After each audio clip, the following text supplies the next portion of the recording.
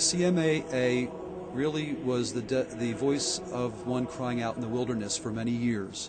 And I think of people like Monsignor Schuler, Father Scaris, Father March, Dr. Stolomonovich, all of these people.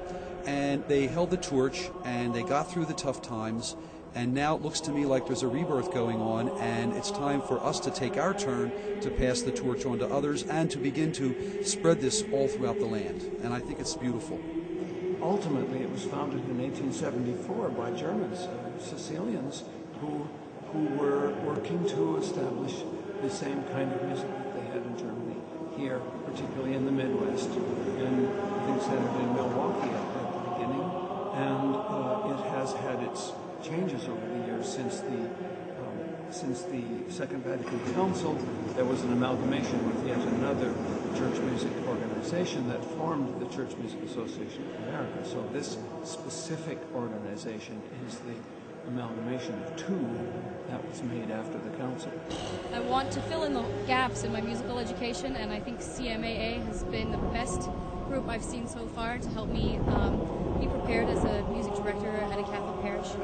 The popes for centuries, as you know, have written about the place of Gregorian chant in the Mass, and the Second Vatican Council reaffirmed the pride of place of Gregorian chant at Mass.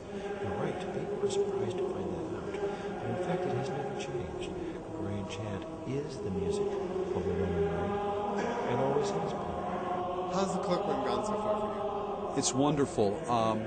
The explosion of people who've attended this year and the quality of the singing, it's just been magnificent and an uplift. I mean, coming to this for 15 years, to see the transformation is wonderful. The music is really, really difficult. It's worth every second that we put into it. We've got a great choral director who really paces us through things. We've got great people in charge of chant with Scott Turkington, etc., Dr. Mart. But yeah, so those are the things I'm hearing, that the music is beautiful and I am just working hard but loving it. The choir is sounding so much better than it has in years before.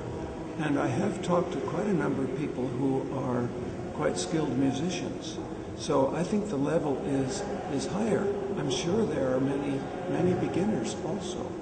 But the chant group that I have, the women have wonderful voices and many of them know singing chant fairly well.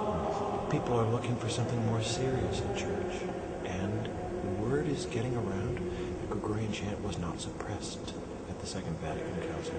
And, of course, Benedict XVI, our reigning pope, has mentioned it specifically many times in speech and in writing that Gregorian chant and the classical polyphony should be preserved. And so we're spreading the word. People are getting the word that, in fact, this is the kind of music that we ought to be doing at Mass. Most of the music we sing at this colloquium is Gregorian chant and polyphony. Is there enough of that music to inspire continued interest, do you think?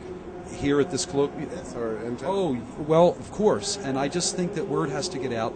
I think that this is an experience that helps people to not only sing it, but to experience where it belongs in the liturgy, and then they can take it home enthusiastically and begin to spread that beauty wherever they go, which is so necessary. Too many people think Gregorian chant is slow and draggy and dead and doesn't have life. When they hear it here the way it's supposed to be sung, that is completely blown out of the water. Gregorian chant, I think, best articulates the scriptures. I think it best illuminates the scriptures. And polyphony, I think, is just the music of the angels. I think it's just glorious the way that it's structured. The mission is to bring the sacred back to the liturgy and to bring the level of sacred music up substantially by going back to our tradition of sacred music. You see, in the intervening years since the council, we've lost the notion of sacred music. We have music that is essentially either theatrical or popular music in the churches now, and it doesn't convey the same sacred message that really sacred music does, which is principally chant and polyphony, and that's what we're doing this week. Our goal is to learn to sing the right notes at the right